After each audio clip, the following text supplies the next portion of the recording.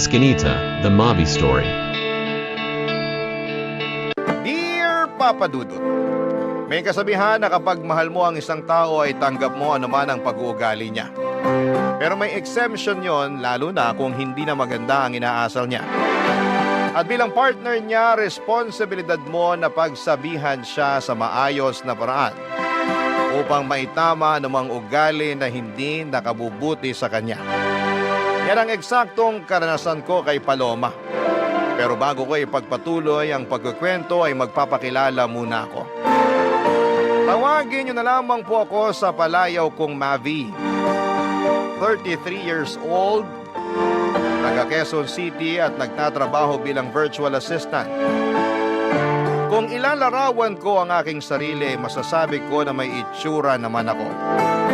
Malinis sa katawan at tahimik, pero kapag nakuha mo ang loob ko ay madaldal naman akong tao. Bukod doon ay mahilig din po ako mag-ipon at mag-invest, pero hindi naman ako kuripot. Masinop lang ako sa pera dahil alam kong hindi yon pinupulot. Sa katunayan ay meron na akong napundar na mga property katulad ng studio type, condo unit at kotse. Tumutulong din ako sa pagpapaaral sa aking mga kapatid at merong kaunting savings, insurance at investments.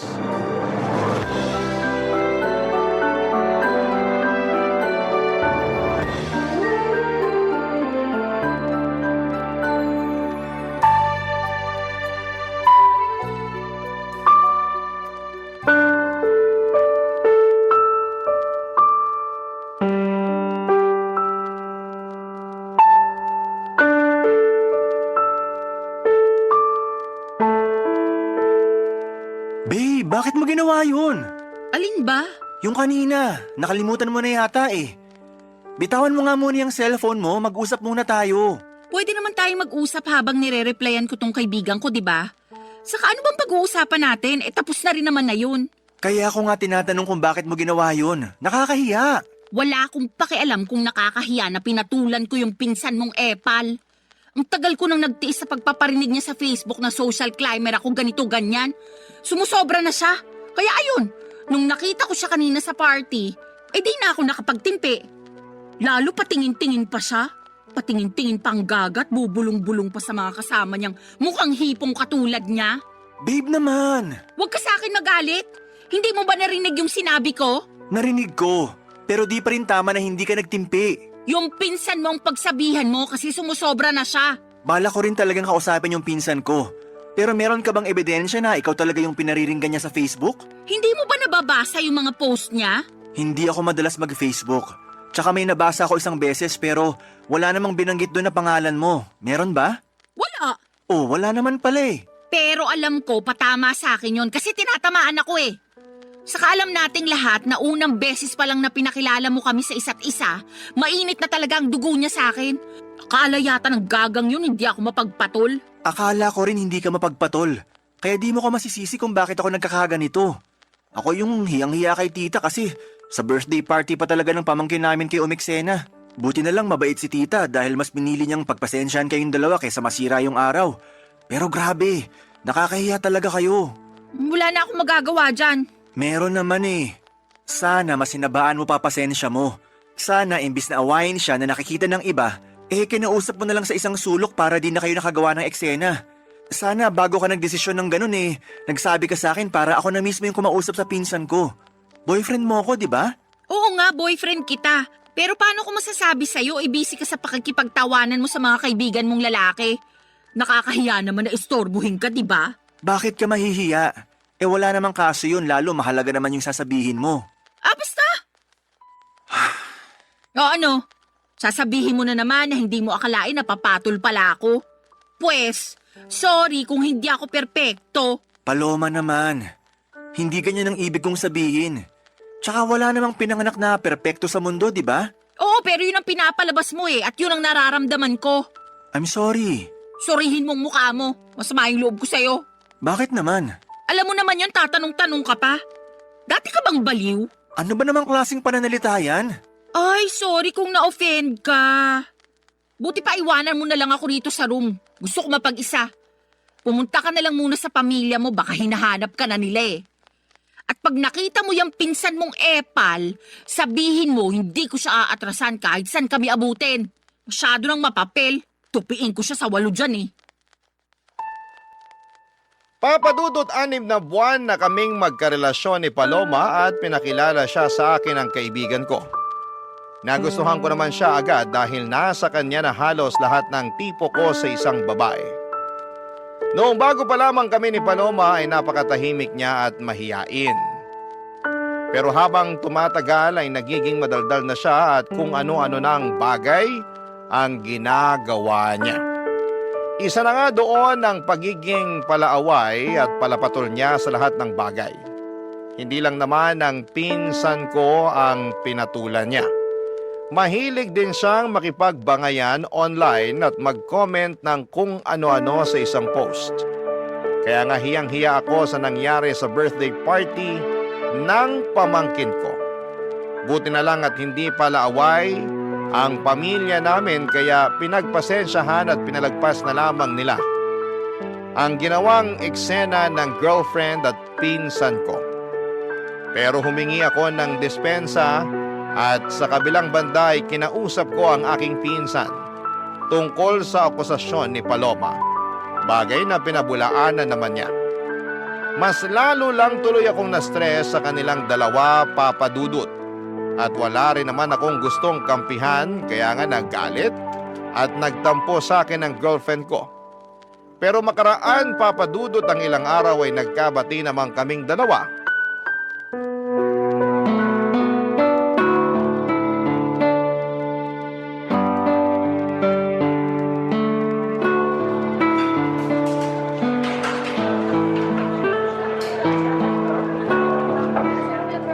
Thank you ah.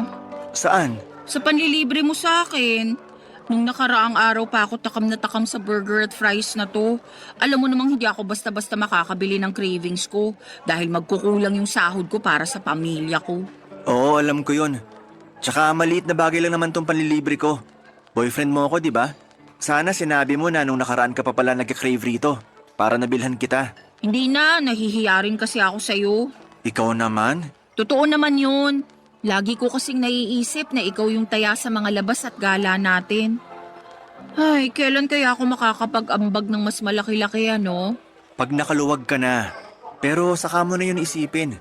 Sabi ko nga boyfriend mo ko at ako ang lalaki sa relasyon. Walang kaso sa akin na maglabas ng pera kung para rin naman sa'yo. Thank you. Pero kainis talaga maging mahirap. Hirap na akong magtipid at magpigil na unahin ang sarili ko dahil sa pamilya ko. Buti sana kung thankful sila sa akin. Kaso hindi naman. May nangyari na naman ba sa bahay nyo? Oo Kanina lang bago ako umalis para makipagkita sa'yo. Nagalit na naman si nanay kasi kaunti lang daw yung binigay kong sweldo. Di raw makakabili ng 10 kilong bigas at masarap na ulam. Lagi na lang daw noodles at dilatang sardinas na bibili niya. Kaya nagagalit yung kuya kong batugan. Magagawa ko. Malaki kaltas ko ngayong cut-off Alam naman nila yan, bakit nagugulat pa sila? Tapos yung tatay ko nagtatampo kasi hindi ko man lang daw siya mabigyan ng pera pang yosi. Ayos lang ba siya? Ako pa ba bibili ng pambisyo niya? Nakakaloka. Sige lang, magkwento ka lang. Yung kuya kong batuga nangungutang sa akin, panghulog ng motor niya. Sana all may motor, di ba? Kukuha-kuha ng hulugan tapos sa akin ipapakargo kapag nagigipit sa bayaran. Lakas din talaga ng tama Di ba may trabaho naman ang kuya mo? Meron, pero kulang-kulang pa rin daw kasi sinusustentuhan niya yung 3 anak niya sa iba't ibang babae. Galing no? Napakalandi ng kuya ko. Ay, kaya pala stress na stress ka nung nakita kita kanina. Oo, medyo lang. Pinautang mo ba kuya mo? Siyempre hindi. Kaya lang pinagsabihan akong maramot at hindi raw maaasahan. Ay, kaloka. Nang galaiti talaga ako pagkarinig ko nun. Para akong bulkang sasabog anumang sandali. Saka wala na akong pera para pautangin siya, no? Ano siya, hilo? Nanghihingi pa nga sa akin ng pang-project sa school yung bunso namin. Siyempre, mas inuna ko na yun kaysa sa kanya. Grabe rin talaga yung kuya mo. Wala na sa lugar ang mga pinagsasasabi. Lahat sila ganun sa bahay. Ay! Siguro maliban na lang sa bunso namin. Kasi bata pa yun. At yun lang yung kasundo ko. Kaya lang, mas lamang talaga ang stress ko sa pamilya ko, lalo pag wala na kaming pera. Ang unfair lang din talaga dahil malakas pa naman yung parents ko pero ang kukupad. Mula nang magkatrabaho ako, umasa na talaga sila sa akin. Hindi na naawa na nagkakandakuba na ako sa pagtatrabaho para lang buhayin sila. Uy, napakamalas ko talaga. Alam mong hindi totoo yan. Totoo yon. Mahirap lang talaga paniwalaan kasi hindi ikaw yung nasa posisyon ko. Di tulad ko, solo mo pera mo, di ba? Tumutulong din naman ako sa pagpapaaral sa mga kapatid ko. Oo nga, pero hindi ka naman obligado kasi may business yung mga magulang mo. May pera kayo at kaya pa rin nila kayong buhayin. Hindi katulad namin kasi ako lang talaga yung dapat bumuhay sa pamilya ko. Kaya nga kahit itong cravings ko, hindi ko talaga mabili. Malapit na talaga akong masiraan ng ulo. Kung may magagawa lang sana ako para tulungan ka. Alam mo, meron. Ano yun? Ibahay mo na ako. Mag-live-in na tayo para makaalis na ako sa toxic kong pamilya. Papa Dudut, nagtatrabaho bilang private company employee si Paloma at sakto lang ang kinikita niya. Siya ang breadwinner sa kanila kaya wala talaga siyang maitabi para sa sarili. Kaya nga sa abot ng makakaya ko ay binibilhan ko si Paloma ng mga pangangailangan at kaunting luho niya. Pero hindi ko naman kayang saluhin ang lahat, lalo na yung tungkol sa toxic niyang pamilya. Kaya naisipan niya na mag-live-in na kami pero nag-alangan ako dahil sa paniniwala kong mag-asawa lang ang dapat na magkasama sa iisang bubong. Dahil doon ay naggalit na naman sa akin si Paloma. Tapos ay paulit-ulit pa akong inuusig ng aking konsensya tungkol sa mga posibilidad na sinasabi ng girlfriend ko na baka mangyari sa kanya pag hindi pa siya nakaalis sa kanila. Halimbawa noon ay baka tuluyan na siyang mabaliw o masiraan ng ulo. Kaya nga pinag-isipan ko ng mabuti ang plano niyang pagtira kasama ko. At agad ko yung pinaalam sa aking mga magulang, Papa Dudut. Barangay Love Stories. Barangay Love Stories. Papa Dudut, pinaintindi sa akin ng mga magulang ko na ayos lang na tumira kami ng magkasama ni Paloma sa isang bubong, lalo na at alam din nila ang sitwasyon ng girlfriend ko sa pamilya niya. At mas nanaig ang awa nila sa kanila kesa sa paniniwala na kinamulatan namin. Relihiyoso kasi kami pero unti-unti ay nabawasan at nagbago naman yon. Dahil sa iba't ibang kadahilanan, kaya nga pumayag na ako makipag-live-in kay Paloma. Pero may kondisyon. Bale, hindi kami magkatabi sa isang kama at sa sofa ako matutulog. Nung una ay pinagtawanan pa ako ni Paloma pero nung pinaliwanag ko sa kanya na gusto kong pangatawanan ng paniniwala ko, ay wala na rin siyang nagawa pa. Sabay pa rin naman kaming kumakain, magkasamang nanonood ng TV o di kaya ay nagluluto ng aming pagkain. Pero sa abot ng makakaya ko ay pinipigilan ko ang aking sarili na maging sobrang malapit sa kanya. Kaya lang isang araw ay nagpaalam sa akin si Paloma na gagabihin at huwag ko na raw siyang hintayin. Lalabas daw kasi sila ng mga katrabaho niya. Bagay na wala namang kaso sa akin para na rin makapag-unwind siya. Pinilit ko pa rin siyang hintayin pero sa inabot na lamang ng madaling araw ay wala pa rin siya. Kaya nakatulog na ako sa sofa at nagising na lamang noong maramdaman kong may humahawak sa aking pagka-lalaki, Papa Dudut.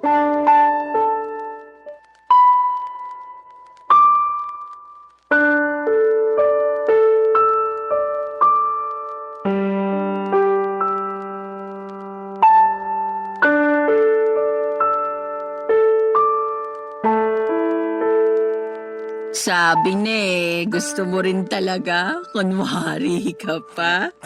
Paloma, anong ginagawa mo? Bakit mo ko hinihipuan? Sobra ka naman sa hinihipuan.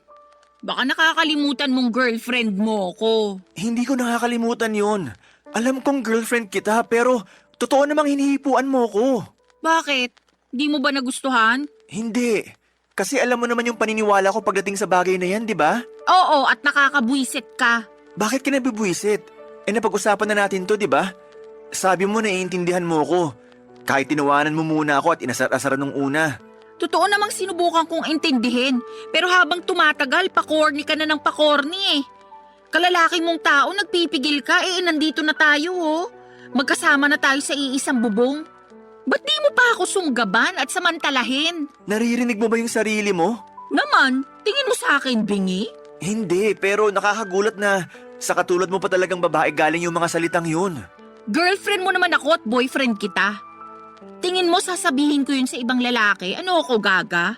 Kahit na, hindi pa rin tama na ganyan ka magsalita. Irespeto mo naman ang sarili mo. Nire-respeto ko yung sarili ko, no? Saka masyado kang sensitive at makalumang tao kung umasta. Tingin mo ba may maniniwalang walang nangyayari sa atin nakatira tayo sa iisang bubong? Wala naman talagang nangyayari sa atin, di ba? At kung walang maniwala, hindi ko na problema yun. Basta alam ko sa sarili ko na ginawa ko yung sa tingin ko tama. Alin? Yung sakalang mag-aano kapag kasal na? Oo. Corny mo talaga. Nagsisisi na tuloy ako na sinagot kita. Masyado kang ewan eh. Ikaw yung masyadong ewan. Anong sinabi mo? Alam mo na nung una pa lang ayaw ko.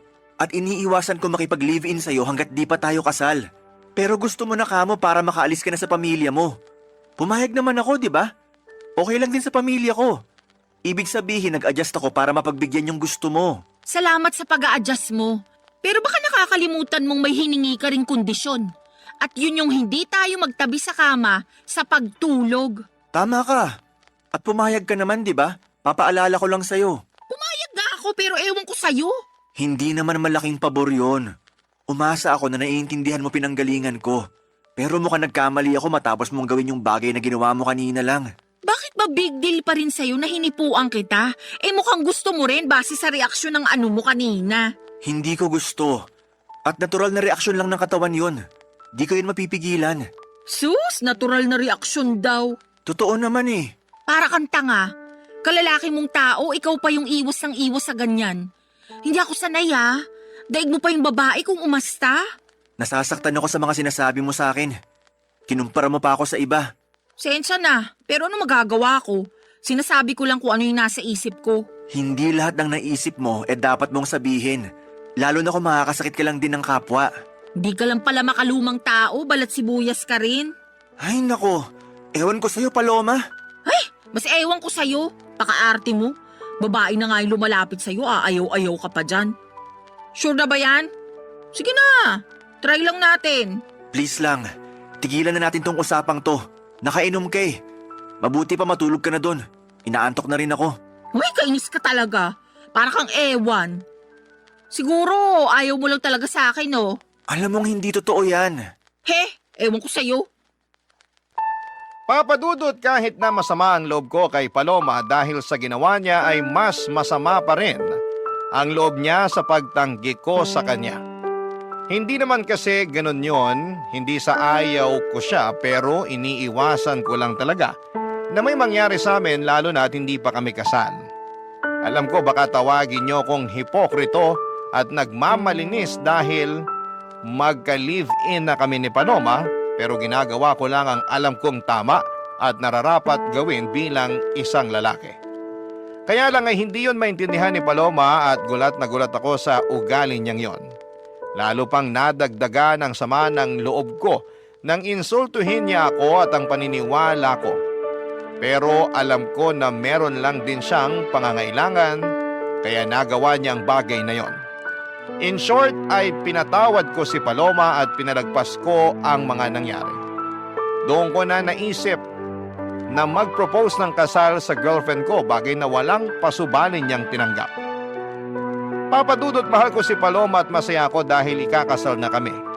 Kaya lang ay makalipas ang isang linggo ay merong nangyari papadudot.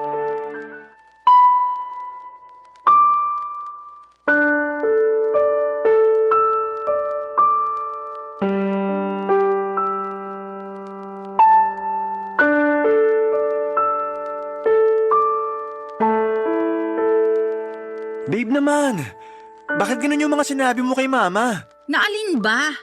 Na feeling ko nagkukulang ka na sa akin kasi hindi mo nabibigay pangangailangan ko? Na-stress na ako pero hindi ka makaramdam? Di mo man lang ako matanong kung anong gusto ko o kung saan ko gustong pumunta para mag-relax? Buti pa yung ibang babae, mahal na mga jowa nila. Pero ako, ewan ko na lang talaga. Mahal kita. At kaya ko lang naman di nagawa yung mga sinabi mo dahil naging busy ako sa trabaho. Tapos wala pa akong energy pagkatapos kasi drained na drained ako. Drain na drain din naman ako at kitang-kita na yung sa mukha ko. Tingnan mo nga 29 years old pa lang ako. Pero nagkaka-wrinkles na ako. Ang oily na rin ang mukha ko, halatang hindi na naaalagaan. Paano ko pa magagawa yun? Kung mas gusto ko na lang na matulog pag uwi ko rito sa unit mo, no? Buti ka pa nga kahit papano nagagawa mo pang mag-gym. Nito lang naman ako nagpa-member sa gym na malapit sa atin. Para may magawa rin akong iba bukod sa typical kong ginagawa, di ba? Tsaka niyaya kita. Baka sabihin mo diyang hindi. Niyaya mo nga ako, pero nag-iisip ka ba nung ginawa mo yun? Oo naman. Anong ibig mong sabihin? Feeling ko kasi hindi. Kasi kung nag-iisip ka, maiisip mong pagod na ako sa maghapong pagtatrabaho sa opisina. Tapos yayayain mo pa talaga ako mag-workout? Yun lang kasi naiisip kong paraan para kahit paano magkaroon ka naman ng exercise. Lagi mo kayang nirereklamo sa akin na masakit na likod at puwet mo kauupo sa opisina nyo. Tapos sabi mo pa, ang taba-taba mo na kaya naisip ko, what if magpamiyembro tayo sa gym para makapag-workout ng sabay, di ba? Tsaka maganda rin yung benepisyo ng exercise, hindi lang sa katawan kundi maging sa isip na rin. Pag pinagpapawisan ako gumagaan pakiramdam ko. Ikaw yun. Hindi naman lahat ng tao pare-pareho. Baka imbes gumaan ang pakiramdam ko pag ginawa ko yung sinasabi mo, di na ako makapasok sa opisina kinabukasan dahil sa sakit ng katawan. Sabihin mong hindi, nung unang 3 araw mo na nag-workout, hindi ka nga makabangon kasing sakit-sakit ng katawan mo. Maswerte ka lang talaga kasi work from home ka kumusta naman ako, di ba? Bakit ba napunta doon yung usapan? Ang issue rito yung pagrarant mo kay mama. Lumabas pa tuloy na pinababayaan kita. O bakit, hindi ba? Sa kamama ko na rin siya, lalo't magiging asawa na kita. Kanino ako magrarant? Sa lola mo, patay na yun. Paloma naman! Totoo naman patay na lola mo, di ba? Oo, pero di mo na kailangan banggitin yung tungkol doon. Para ka namang ewan Kung ano-ano na lang sinasabi mo. Siyempre, may bibig ako kaya may sasabihin talaga ako. Ang akin lang naman sana, ako yung una mong kinausap para nalaman ko't na itama kung may maliman. At nagawa ng paraan yung mga pagkukulang ko sa'yo. Yan tayo Gusto mo talaga sinasabi sa'yo yung dapat automatic ng ginagawa mo? Natural. Kaya ka nga may bibig para makapagsalita, di ba? Ikaw may sabi niyan kani-kanina lang. Ano pang silbi niyan kung di mo gagamitin sa tama? Ay, sumusobra ka na talaga. Ako pa yung sumusobra. Ikaw tong parang ewan dyan. Tsaka tayo yung nasa relasyon, kaya dapat sa atin pa lang inaayos na natin yung issue. Hindi na kailangan malaman nila mama. Tsaka na lang pag di na talaga natin kayang ayusin. Ano na lang sasabihin nila? Na hindi ako marunong magdala ng relasyon? Na pinababayaan kita, ganun ba? Alam natin na hindi yan totoo. Kasi mahal kita, Paloma. Papadudot aaminin kong hindi ako natuwa dahil nakarating pa sa mama ko ang mga reklamo ni Paloma. Para sa akin, ako ang unang tao na dapat niyang kausapin tungkol sa bagay na yon at hindi ang mga magulang ko. Nakakahiya kasi lalo na at meron rin silang sariling problema para problemahin pa ang mga reklamo ng girlfriend ko. Kaya nga hiyang-hiya ako sa mama ko dahil sa nangyari. Pero at the same time ay thankful din kasi pinayuhan niya ako kung ano ang dapat gawin upang maging mas maayos ang relasyon namin ng girlfriend ko. Tapos ay sinamantala ko na rin ang pagkakataon na kausapin si Paloma at ipaunawa sa kanya na hindi totoong pinapabayaan o tinitipid ko siya.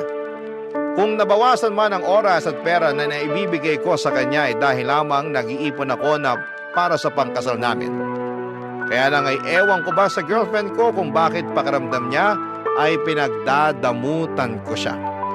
Para wala ng away ay ako na lamang ang nag-adjust. Sa abot ng makakaya ko ay binigay ko ang mga gusto ni Paloma, Papadudot. Barangay Love Stories. Barangay Love Stories. Papadudot, makalipas nga ang isang buwan ay gulat na gulat ako nang sabihin sa akin ni Paloma na nag-resign na siya sa kanyang trabaho. Ni hindi kasi niya nabanggit sa akin na may plano na pala siya na umalis.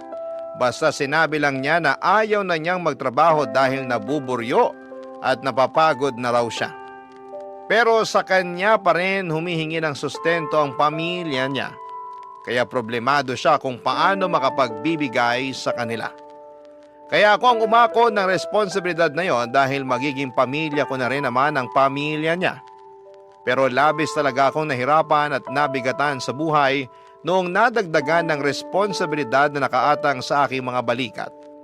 Kahit na nakakaluwag ako noong una ay umabot ako sa punto na halos masaid ang savings ko dahil sa mga hingi at bigay para sa pamilya ni Paloma. Dahil po sa mga nangyari ay nagsabi ako sa parents ko na baka hindi muna ako makatulong para sa pagpapaaral ng mga kapatid ko, bagay na nauunawaan naman nila. Nag-offer pa nga sila na pahiramin ako ng pera sakaling kailanganin ko. Sobrang bait ng mga magulang ko kaya naman hiyang-hiya ako sa kanila.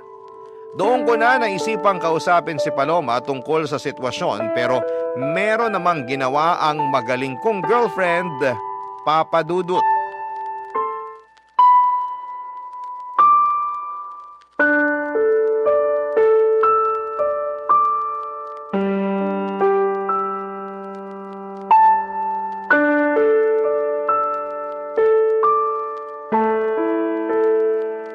Paloma, anong ginawa mo? Ha? Anong ginawa ko? Wala akong ginagawa rito ha. Pwede ba? Hindi ito yung panahon para sarkastikuhin mo ko. Seryoso yung tanong ko sa'yo. Kasi nalaman ko lang naman na ang damit ang laki ng utang ko sa bangko. Oh, problema ko ba yun kung ikaw naman pala yung may utang? Ako nga. Kasi sa akin nakapangalan yung credit card na ginamit mo, kakaswipe sa mga bagay na gusto mong bilhin. Bakit ka nagagalit? Nakalimutan mo bang pinahiram mo sa akin yung credit card mo? Para ka mo may magamit ako kapag may gusto akong bilhin? O ayan, ginamit ko lang kasi nga may bibilin ako, di ba? Pero di ko naman akalain na aabot ng ganun kalaki yung magiging utang ko sa credit card. Ano bang pinagbibili mo, ha? Mga bag. Alam mo namang gustong-gusto ko ng mga bag, lalo na yung mga branded. Sawang-sawa na kasi ako sa mga pipitsugin at class A. Gusto ko yung pangrampa naman. Yung mapapasabi talaga ng wow yung mga makakakita. At saan ka naman rarampa? Lagi ka namang andito sa condo unit. Grabe ka naman. Lumalabas din naman ako kasama ng mga dati kong katrabaho, lalo tuwing Biyernes ng gabi. Siyempre, kailangan ko rin ng social life dahil baka mabaliw na lang ako rito sa condo mo, no? Bukod sa mga bag, ano pang binili mo gamit credit card ko? Mga sapatos lang naman. Anong mga sapatos lang naman? Kaya pala sandamakmak na yung sapatos mo. Dalawa lang naman yung paa mo. Sobra ka naman magsalita. Siyempre, salit-salitan ko naman sinusuot yung mga yan, ano? Ikaw ang sobra, kasi di ka marunong magtipid.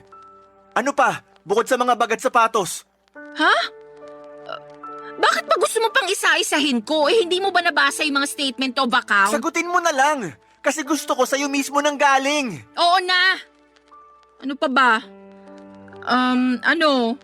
Yung flight namin next month na mga kaibigan ko. Flight papunta saan? Sa Hong Kong.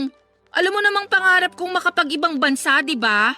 Plano namin puntahan yung sikat na amusement park doon. Paloma naman! Bakit ba kasi?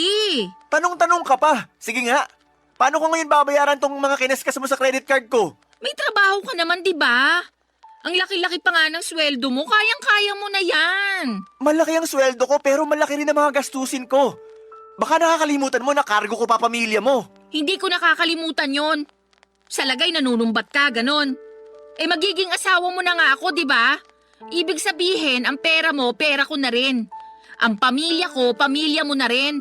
Masyado kang mapanumbat. Hindi naman ako nanunumbat. Tsaka ngayon lang ako nagsalita. May narinig ka ba sa akin nung mga nakaraan? Wala, di ba? Pero para sa kaalaman mo, nahihirapan na rin ako. At kahit na anong gawin kong pagkatrabaho, kulang na kulang pa rin sa laki ng gastusin natin. Kaya nga sana matuto kang magtipid. Hindi naman kita pinagdadamutan, pero ipaalam mo muna sa akin kung may gusto kang bilhin para mapag-isipan nating mabuti. Hindi naman mahirap gawin yun, di ba? Hindi. Pero lahat na lang ba kailangan kong ipagpaalam sa'yo? Kung ganun lang din, sana hindi mo na binigay yung credit card mo sa akin para ipagamit. Di raw nanunumbat. Pero ano yung mga sinasabi mo? Porke wala akong trabaho, ganyan mo na ako tratuhin? Dinamay mo pa ang pamilya ko? Tama ba yun? Lagot ka talaga. Isusumbong kita sa nanay mo. Papadudot, sabihin na po nating sumabog na ako sa galit ng mga panahong yon. Kaya hindi ko na napigilan ang aking bibig na makapagsalita ng hindi maganda sa girlfriend ko. Pero pinagsisihan ko naman yon at inihingi ng tawad sa kanya. Kaya lang ay matigas ang puso ni Paloma at gusto niyang palabasin na inagrabyado ko siya. Na masakit daw akong magsalita, mayabang at mapagmataas porke ako ang kumikita sa aming dalawa. Totoo naman na ako pero hindi ako kailanman nagyabang at nagmataas sa kanya. Sa abot ng makakaya ko at pangunawa ay sinusustentuhan ko siya at ang pamilya niya habang nag-iipon ng pangkasal namin at pinagsasabay na bayaran ng iba pang mga gastusin sa araw-araw naming pamumuhay. Kaya naman alam kong ako ang agrabyado rito at may karapatan akong magsabi ng mga hinanakit ko. Aaminin kong hirap na akong pakisamahan si Paloma dahil napakabigat niyang dalhin. At sa araw-araw na lamang na ginawa ng Diyos ay palala ng palala ang kanyang pag-uugali, Papa Dudut.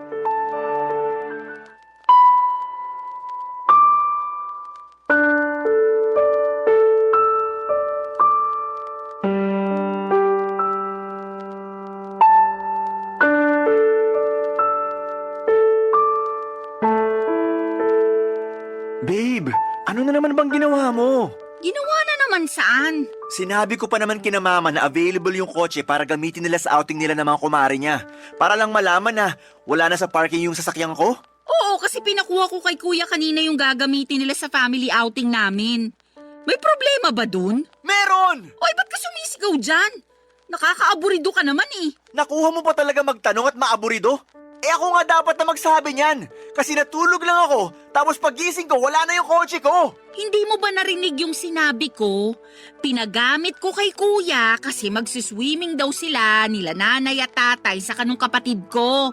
Hindi na nga ako sumama dahil meron ako masakit puson ko, hindi ko rin mai-enjoy. Wala akong pakialam sa outing ng pamilya mo kasi kotse ko naman yon. Tsaka di mo rin ba narinig sinabi ko? Papagamit ko dapat kay mama yung sasakyan ko, pero wala na. Ano na lang gagamitin nila, di ba? Problema ba yun? May sarili naman silang sasakyan. Problema yon kasi nasa talir yung kotse nila. Pinaghagawa. Tsaka matagal lang pinagpaalam ni mama sa akin na hihiramin niya yung sasakyan ko. Tapos bigla mong pinahiram sa pamilya mo? Di mo pa pinaalam sa akin kagabi bago tayo matulog. Nakalimutan ko Sa kapamilya ko naman yung gagamit, buti sana kung ibang tao. Magalit ka kung sa iba ko pinahiram. Oo! Parang yung pagpapagamit mo ng credit card ko sa mga kaibigan mo nung nag-book kayo ng flight, di ba? Akala ko ba nakapag-move on ka na dun? At saka binabayaran naman nila kahit hulugan. Kalmahan mo lang. Hindi ko na alam kung paano kumalma kasi malapit na ako mapuno rito. Kaso ang unfair dahil laging ako yung mali. Kapag nagsalita ako, lagi mo binabalik sa akin na mapanumbat ako, ganito, ganyan. Tama ba yun? May karapatan naman talaga ako manumbat kung gugustuhin ko lang, di ba? Anong gusto mo? Manahimik na lang ako para isipin mo na ayos lang yung mga ginagawa mo? Ganun yata talaga gusto mo mangyari Akala ko ba mahal mo ko? Mahal kita, Paloma. Pero ako ba mahal mo? Oo naman. Tinatanong pa ba yan? Kung hindi kita mahal, di sana ako pumayag na magpakasal sa'yo. O baka naman mahal mo lang ako kasi may nabibigay ako sa'yo. Paano na lang kung wala na? Ganun pa rin ba mararamdaman mo para sa akin? Ano ba namang tanong yan? Masyado ka nang nagiging madrama. Hoy, para sa kaalaman mo, wala tayo sa TV at radyo para magsalita ka ng ganyan. Kakainis to. Kita mong masakit yung puson ko, dumadagdag ka pa Diyan ka magaling.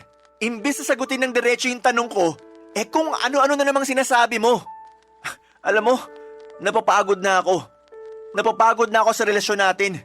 Napapagod na ako sa'yo at sa pamilya mo. Anong ibig mong sabihin? Hindi ka talaga makahalata, no? Di ka rin marunong makiramdam. Sarili mo lang mahalaga sa'yo. Kaya paano pa ako nakakasiguro na mahal mo nga ako? Nang dahil lang sa kotse na pinahiram ko sa kuya ko, nagkakaganyan ka na? Ang malala, nag-historical ka pa talaga. Inungkat mo lahat Saka kung sa usapang pagod lang naman, mas pagod kaya ako sa'yo. Pagod ka saan? Sa relasyon natin? Oo, kasi pakiramdam ko kinokontrol mo ko. Ipapaalala ko lang sa'yo hindi pa tayo mag-asawa.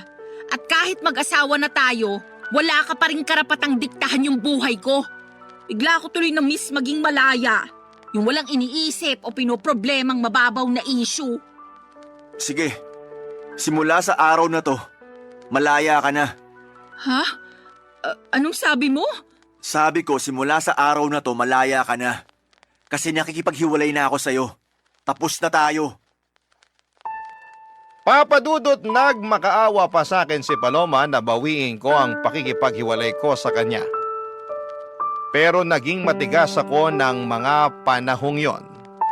Kahit na apektado na ako sa pag-iyak at paghingi niya ng paulit-ulit na sorry, ay tinatagan ko ang sarili ko upang tiisin siya. Sobra na kasi ang mga ginagawa niya sa akin na pinalagpas at pinagpasensyahan ko lang. Siguro'y panahon na rin para bigyan ko ng pabor ang aking sarili na maging malaya mula sa mga responsibilidad ko sa kanya.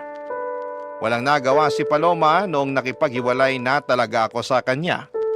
Agad niyang inimpake ang mga damit niya at umalis sa condo unit ko. Aaminin kong gusto ko siyang pigilan, pero may isang bahagi sa akin na nagsasabing wag na akong kubuhan ng bato na ipupukpok ko lang din sa ulo ko. Kaya lang ay may mga sandali pa rin talaga na nakokonsensya ako sa pakikipaghiwalay ko kay Paloma, lalo na at malapit na kaming ikasal. Sana ay mapayuhan ako ng mga kabarangay natin kung tama bang bawiin ko ang pakikipaghiwalay ko sa dati kong kasintahan at mag-umpisa ulit kami ng bagong buhay o pangatawanan ko na lamang at tumanap ng ibang babae na mas mabuti para sa akin.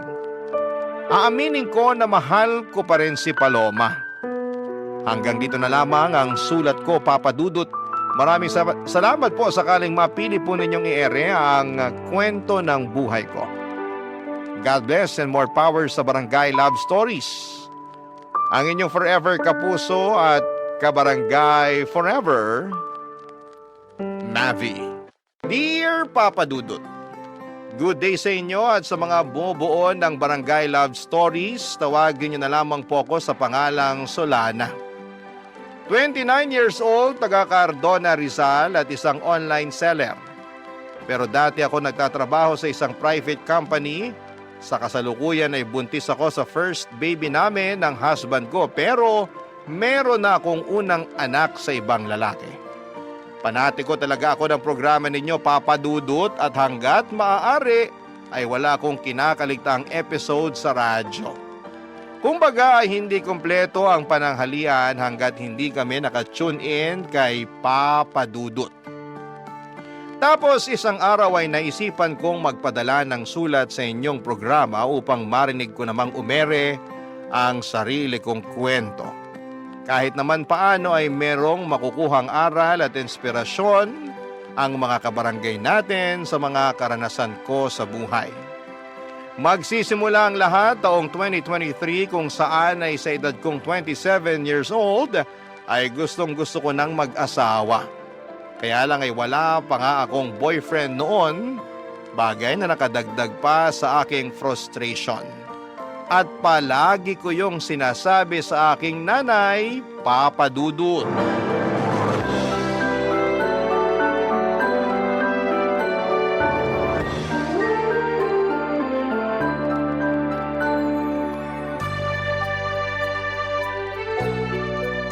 Grabe na yun. Anong grabe? Yung classmate ko nung elementary at high school, mag-aapat na yung anak. Tignan niyo yung post niya dito sa Facebook. Pinakita niya yung pregnancy test niyang positive. Dami nga nag-congrats sa kanya. Talaga?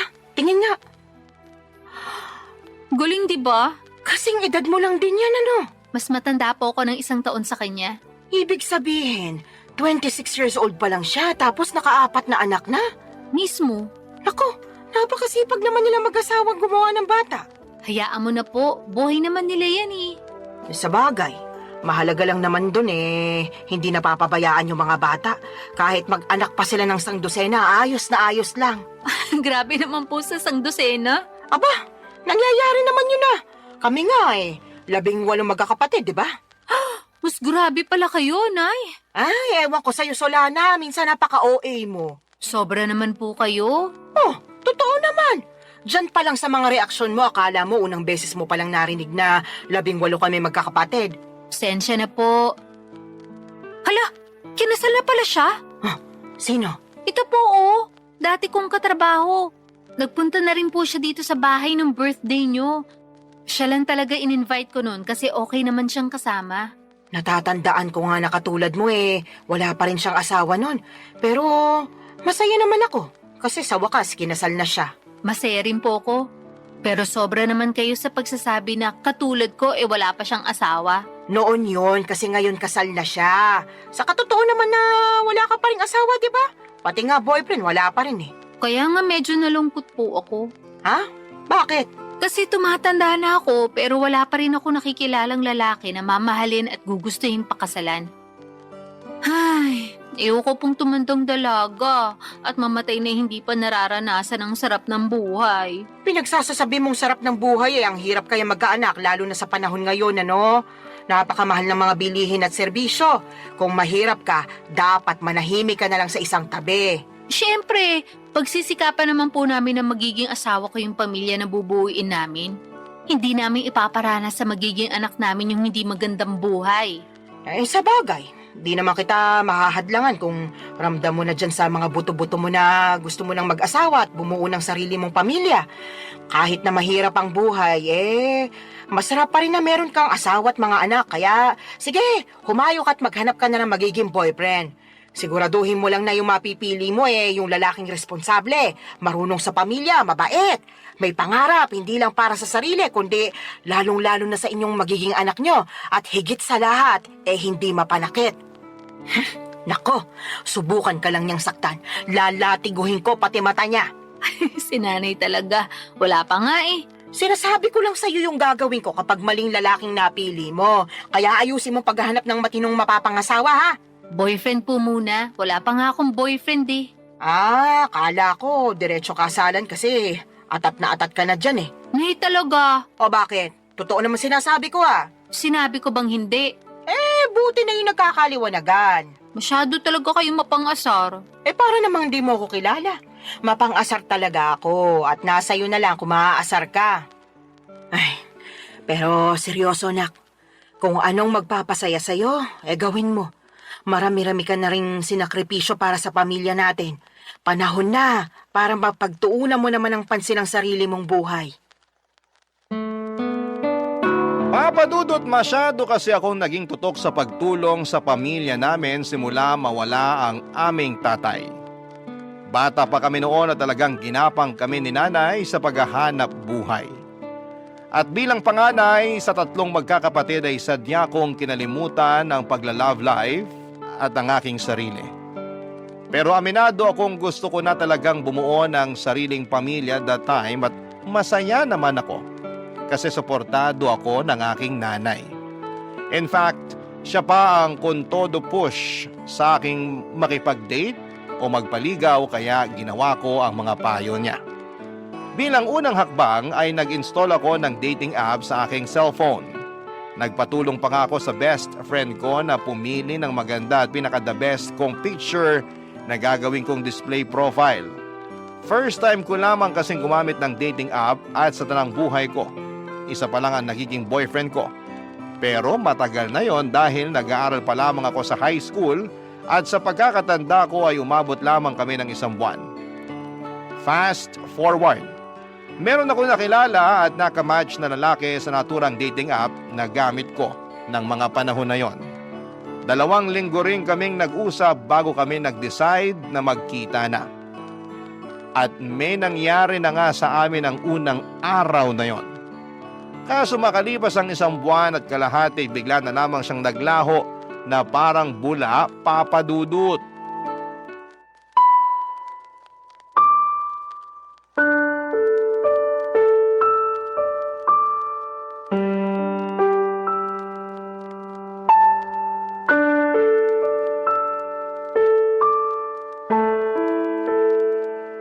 Nay, minulto niya ako.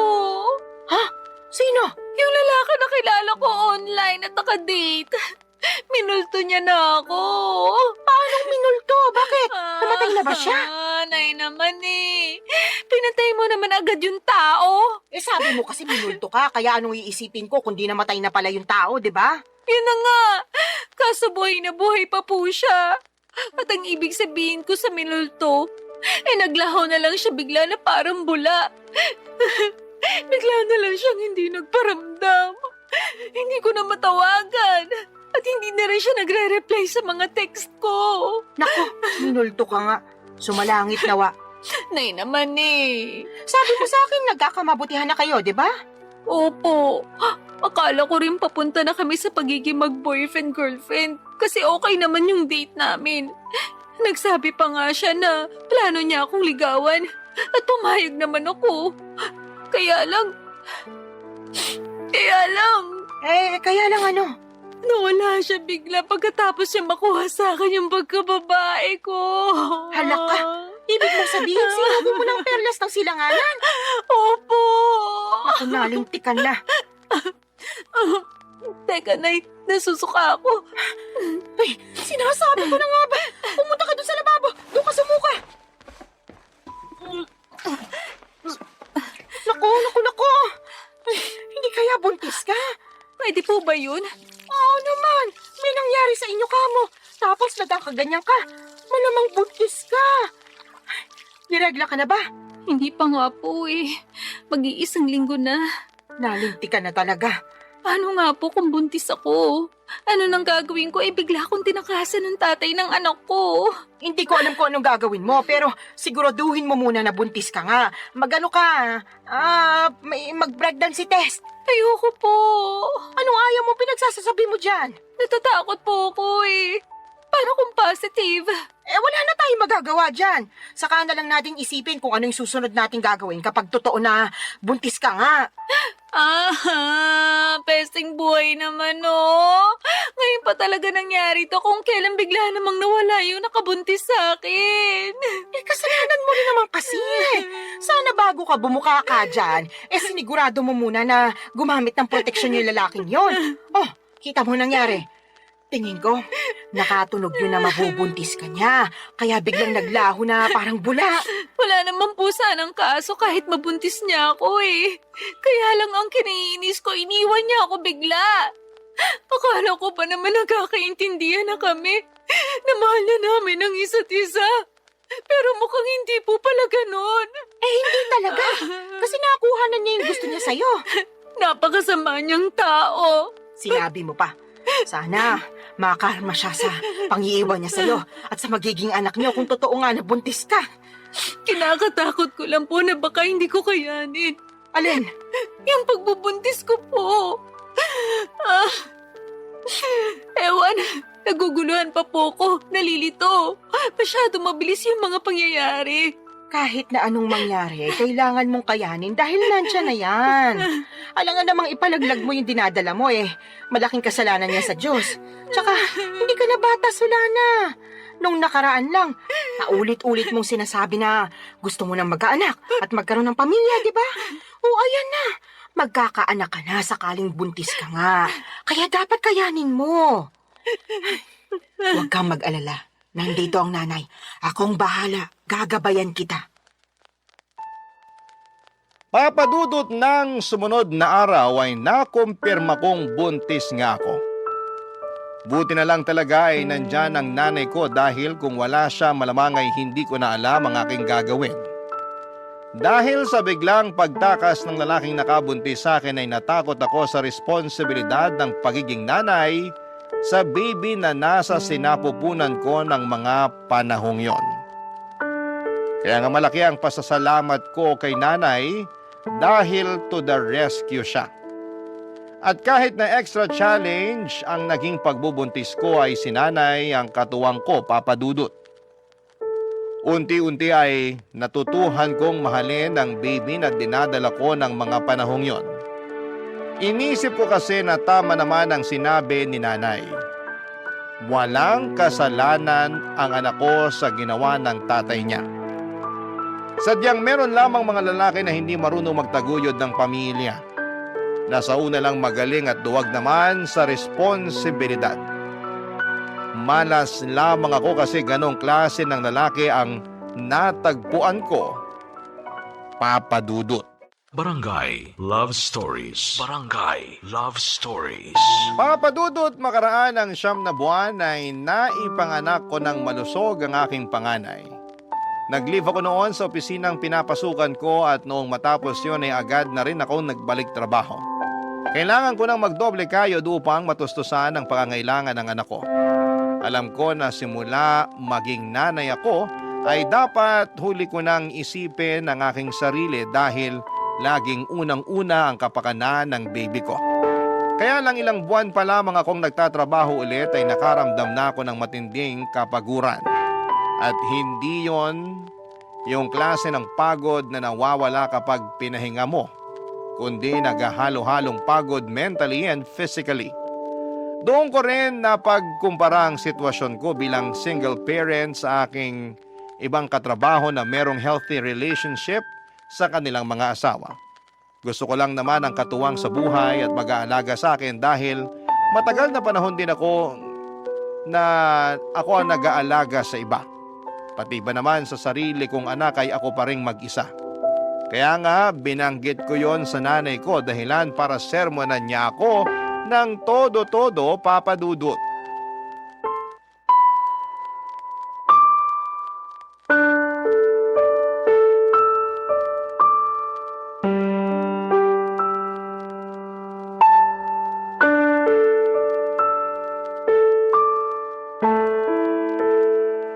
Nay, pagod na po ako. Kapag nasa opisina ako, hindi ako makapag-concentrate. Lagi akong lutang at nakatulala. Kaya nga nasisita ako ng boss ko at isang beses natawagan na ng pansin. Pero anong magagawa ko?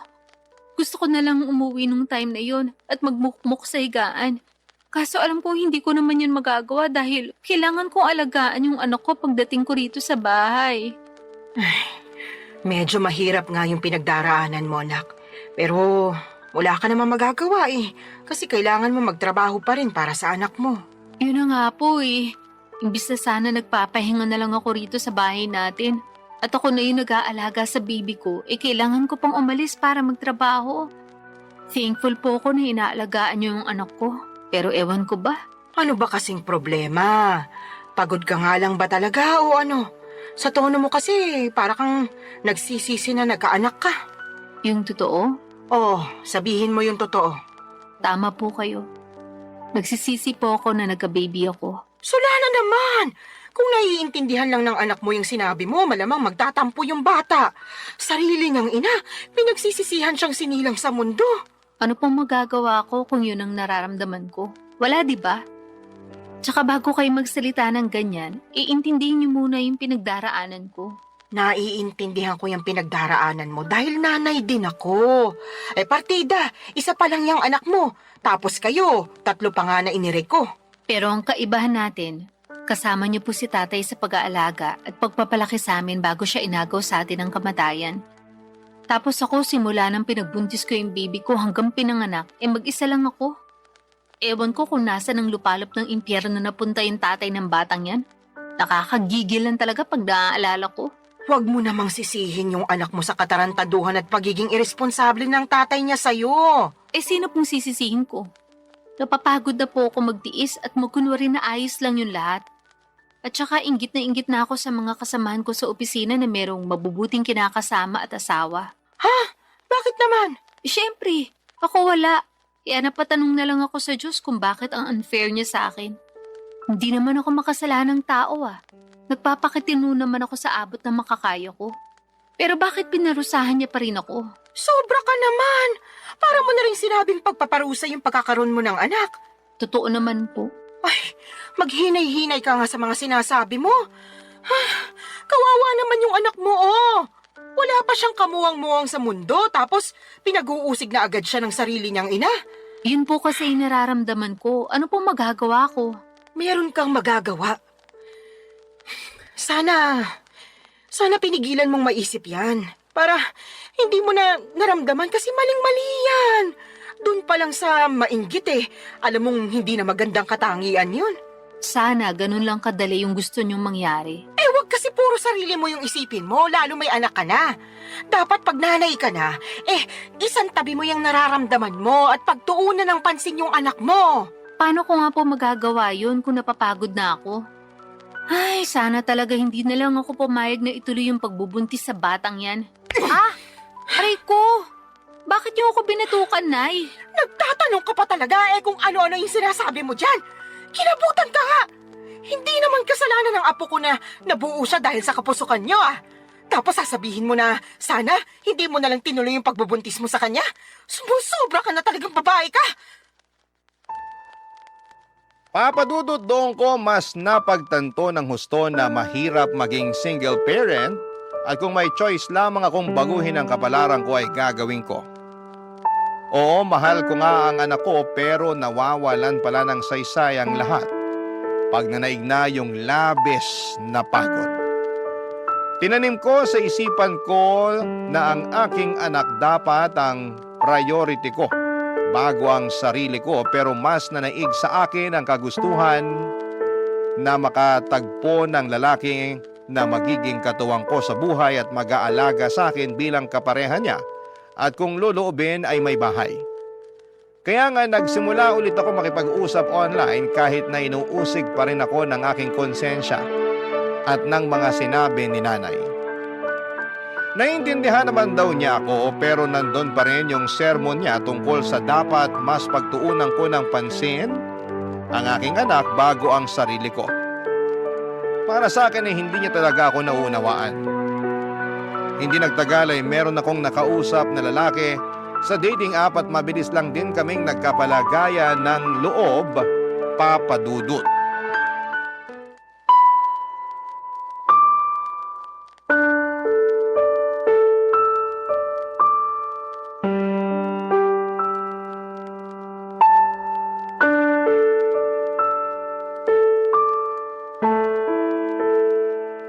Anong sinabi mo, Solana?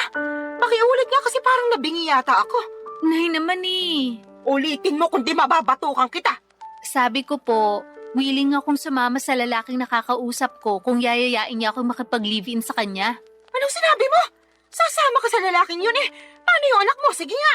Yun nga po ang gusto kong pag-usapan natin. Kasi hindi ko masasama yung anak ko.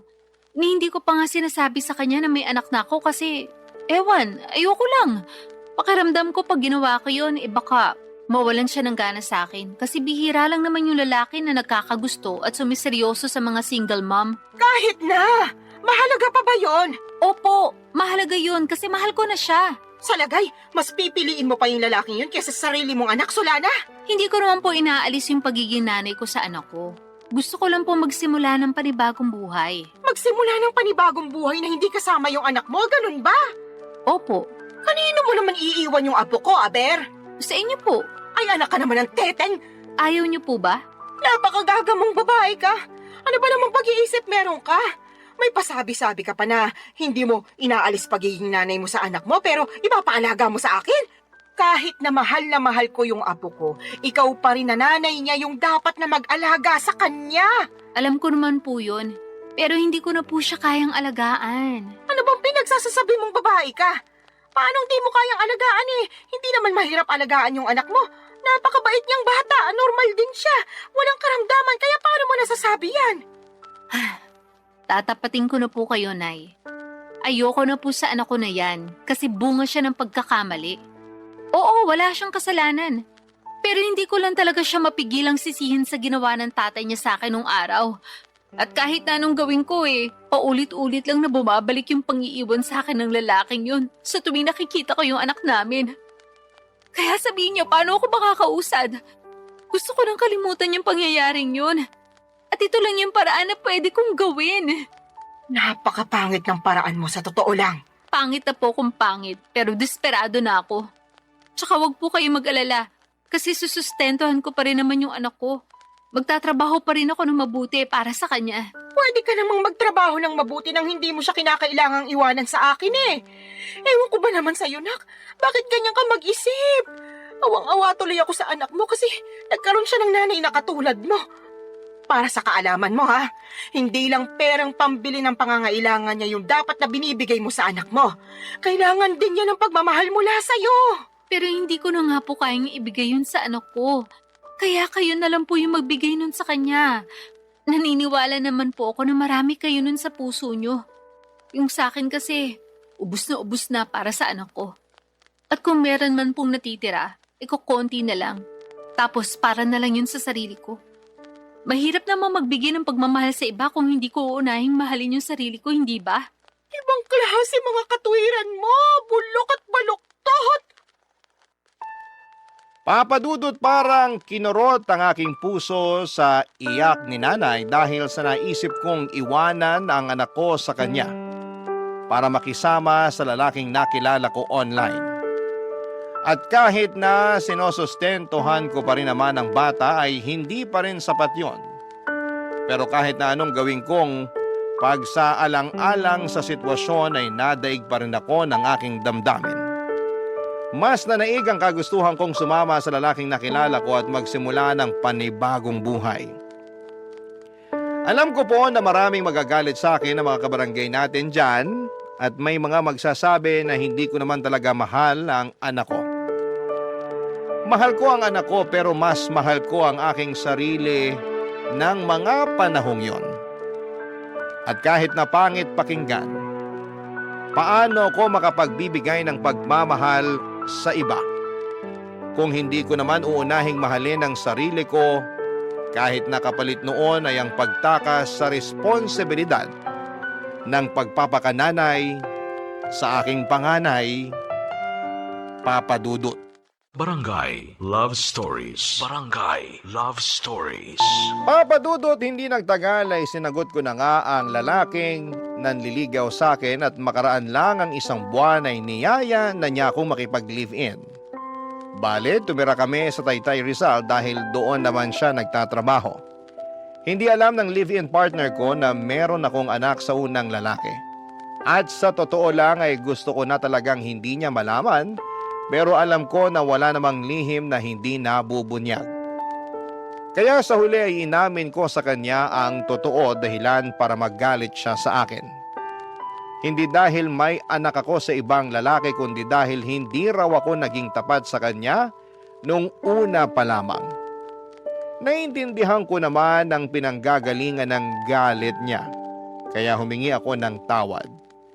Hindi niya rin ako natiis dahil mahal niya ako at ang tanging hiling lang niya ay ipakilala ko sa kanya ang anak ko, kaya sinama ko siya sa bahay ng nanay ko sa Cardona, Rizal. At laking gulat ko dahil masayang masaya siya pagkakita sa aking anak. Kaya lang ay marami pa rin kaming bagay na hindi pinagkakasunduan habang nagpapatuloy ang aming pagsasama. Katulad na lamang noong isang beses na nag-away kami, dahilan para mag-alsa balutan ako't umuwi sa aking nanay, Papa Dudut.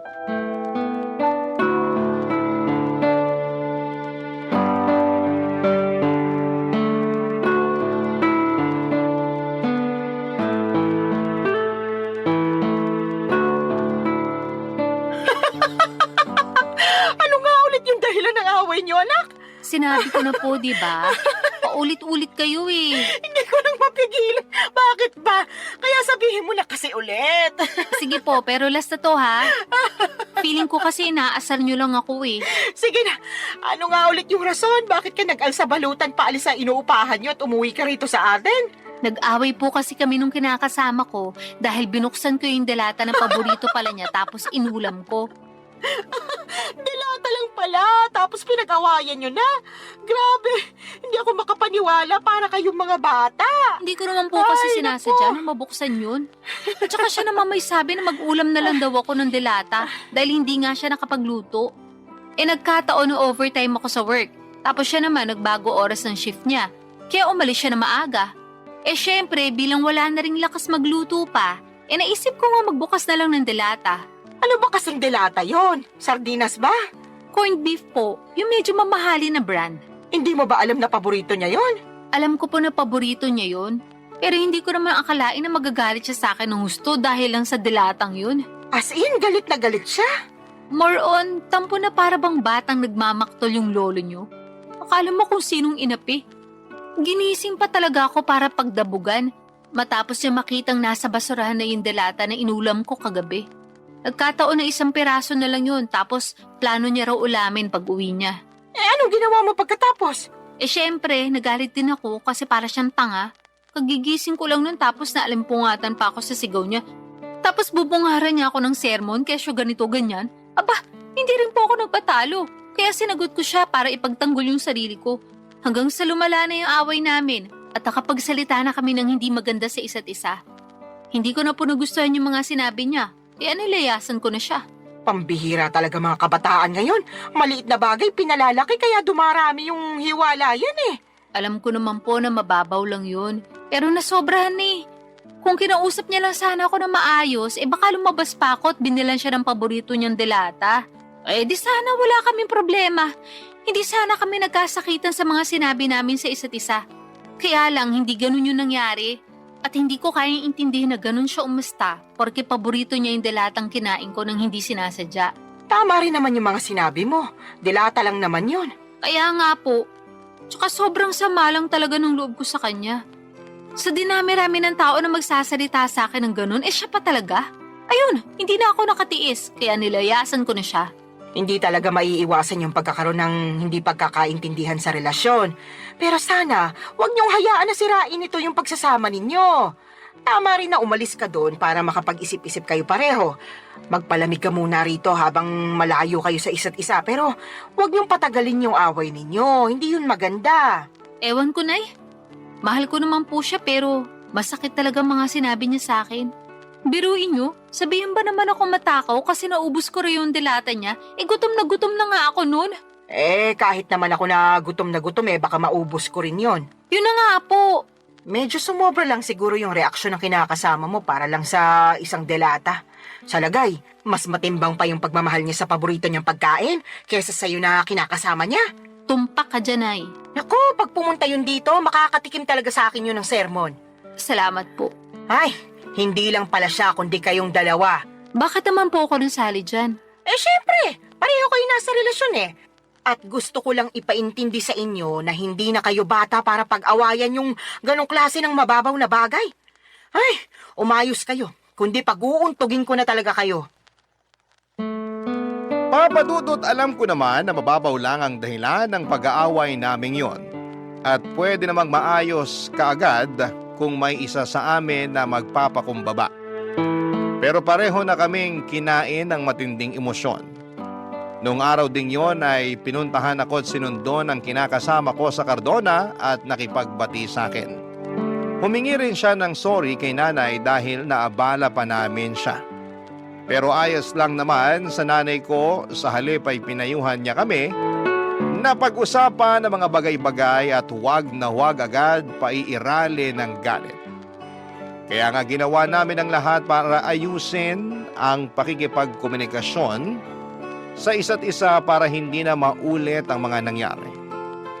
At masasabi ko na mabuti ang resulta noon sa pagsasama namin. Meron pa rin namang mga misunderstanding pero mas alam na namin kung paano yon ayusin. Sa kapansin ko na sobrang mahal din talaga ng kinakasama ko ang aking anak sa ibang lalaki. At nakikita ko yon sa tuwing bumibisita kami sa bahay ni nanay. Kaya nga nagustuhan na rin siya ng nanay ko para sa akin bilang kinakasama.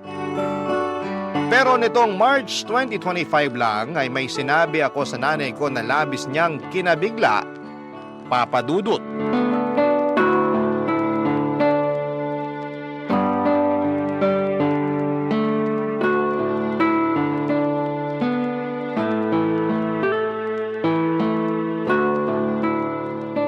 Nay, may sasabihin po ako sa inyo. Pero huwag kayong mabibigla Depende kung sasabihin mo maganda ako matagal ko nang alam yon. Puro kayo biro. Sa tingin mo nagbibiro ako? Nakakasakit ka ng damdamin Siyempre, maganda po kayo. Kanino pa po ba ako magmamana kung di sa inyo lang, di ba? Yan, sige, utuin mo pa ako. Ano ba kasi yung sasabihin mo at may pasabi-sabi ka pa ng wag akong mabibigla? Tungkol po sa amin ang kinakasama ko. Ang totoo, niyaya niya na ako magpakasal kahit sa West lang daw po muna. Para lang magkaroon na ng basbas yung pagsasama namin. Talaga? Naku, mabuti naman. Anong sinabi mo? Pumayag ka ba? Siyempre, opo. Tuwang-tuwa nga ako eh. Ako rin tuwang-tuwa kasi sa wakas ikakasal ka na, nak. Dati-rati, pangarap mo lang yung maikasal tapos ayan na, mangyayari na. Kaya nga malaki talagang pasasalamat ko sa Diyos. Kasi dininig niya yung panalangin ko, nabigyan niya ako ng matinong lalaki. Yung magiging asawa ko, magiging tatay ng mga anak namin, at makakasama ko hanggang tumanda kami. At nangyari na nga yun. Buti na lang naging matyaga ka sa paghihintay. Opo. Pero may isa pa po pala akong sasabihin. Ha? Meron pa bukod sa sinabi mo na ikakasal ka na? Ganun na nga po. O sige, ano ba yon? Pinag-usapan po namin ang kinakasama ko. Nakukunin na namin yung anak ko at isasama sa inuupahan namin. Gusto po niya na isang buong pamilya na kami at handa naman siyang ampunin yung bata para siya na ang kilalaning ama. Ayos lang po ba sa inyo yun? Tinatanong pa ba yan? Siyempre ayos na ayos sa akin. Hindi po ba kayo malulungkot kasi mapapalayo na kayo sa apo nyo? Ano bang klaseng tanong yan? Natural malulungkot ako. Pero sino ako para ipagkait sa apo ko na magkaroon ng tatay at nanay sa kanyang paglaki, di ba? Kaya nga malaki talaga yung pasasalamat ko dyan sa kinakasama mo kasi mahal na mahal yung anak mo. Tingin ko nga, mas mahal niya pa yung apo ko kaysa sa'yo eh. Mahal ko rin naman po yung anak ko. Pero aminado ko naging gagalang ako sa pagdedesisyon nung araw. Sa totoo lang, matagal ko nang pinag-iisipan na kunin yung anak ko para ako na yung mag-aalaga sa kanya. Gusto ko pong bumawi sa lahat ng pagkukulang ko bilang nanay niya. Siguro hindi pa naman po huli ang lahat, di ba? Hindi pa naman talaga. At suportado kita sa gusto mong mangyari. Basta ipangako mo na hinding-hindi mo na ibabalik sa akin yung apo ko kasi bigla ka na lang napagod magpakananay sa kanya, ha? Hindi laruan niyang anak mo para sa kaalaman mo. Meron siyang damdamin. Tsaka baka gabaan ka na kung gagawin mo pa yun sa kanya. Hinding-hindi ko na nga po ulit gagawin yun sa anak ko, Nay. Pangako po yan. Huwag ka sa akin mangako. Sa anak mo ikaw mangako. At patunayan mo yon. Mahalin mo siya ng husto. Iparamdam mo na lagi kang nandyan sa tabi niya bilang nanay niya. Ipaglaban mo siya sa lahat ng pagkakataon. Lagi mo siyang piliin sa kahit na anong sitwasyon. At kahit na magkaroon pa kayo ng mga anak nung kinakasama mo, huwag mong hayaan na mabaliwala yung panganay mo. Tandaan mo, Solana, ha? Wala siyang kasalanan sa ginawa sa'yo ng ama niya, kaya huwag mo siyang sisisihin. Opo, Nay. Naiintindihan ko po lahat ang mga sinabi niyo at tatandaan ko po yun. Sige, mapapanatag na ako kung ganon. Paano mo pala aalagaan yung apo ko kung nagtatrabaho ka? Tungkol po sa bagay na yan, pinag-usapan na namin ng kinakasama ko na magre-resign na ako para maalagaan ko yung anak ko. Sinabi ko kasi sa kanya na gusto kong bumawi sa anak ko dahil malaki nga yung nagawa kong kasalanan sa kanya nung araw. Katulad nyo, sinuportahan din po ako ng kinakasama ko. Papa Dudut, alam kong hindi ako naging perpektong magulang sa anak ko noong araw, pero sa kasalukuyan ay ginagawa ko naman ang lahat upang makabawi sa kanya. At yun naman ang mahalaga, hindi ba? Sising-sisi ako sa nagawa kong pangiiwan sa kanya noon nang mas pinili ko ang aking sarili, ngunit masayang-masaya naman ako. Dahil naalagaan ko na siya ngayon, katuwang ang aking kinakasama na ngayon ay asawa ko na. Hindi pa rin naman nagsawang sumuporta at tumalalay sa akin si nanay, lalo na at buntis ako sa panganay namin ng mister ko. Alam ko na mas magiging challenging ang pag-aalaga ng dalawang maliit na bata, kaya sinabi ni nanay na pupuntahan niya ako sa inuupahan namin para alalayan pagkapanganak ko. Doon pa lang ay naiyak na ako at nag-uumapaw ang saya ng puso ko. Mas lalo ko na-appreciate ang aking nanay sa totoo lang. At alam ko na marami pa akong matututuhan sa kanya mula sa mga karanasan niya kung paano maging mabuting ina. Maraming salamat po, Papa Dudut, sakaling mapili po ninyong i-ere ang istorya ng buhay ko. Sana po'y kinapulutan po ito ng aral at inspirasyon ng mga kabarangay natin. God bless sa inyong programa sa Barangay Love Stories. Patuloy kayong magbigay ng aliw sa ating mga kabarangay. Ang inyong forever kapuso at kabarangay, Solana.